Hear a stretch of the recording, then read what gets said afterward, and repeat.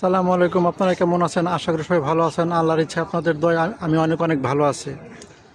আমার নেত্রী, দেশনেত্রী বেগম খালেদা জিয়া যেদিন মারা যায় সেদিন আমার যেদিন মারা যায় এবং তার যেদিন জানাজা হয়, যেদিন মাটি হয়, আমি আসলে আসতে পারিনি। আমার শরীর খুব খারাপ ছিল। অনেক ইচ্ছা ছিল যে আমি আসবো জানাজায়, কিন্তু আসতে পারিনি। আজকে অফিসের কাজে আসছিলাম আগারগাঁতে, তো ভাবলাম নেত্রীর কবর একটু জিয়ারত করে যাই ও দেখে যাই।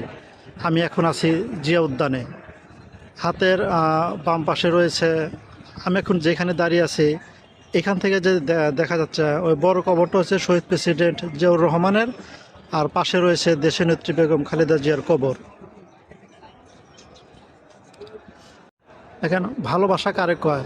মৃত্যুর আজকে বেশ কয়েকদিন হয়ে গেছে, তারপরেও সারা বাংলাদেশ থেকে শত শত মানুষ আজকে কবর জিয়ারত করতে আসতেছে এবং দেখতে আসতেছে।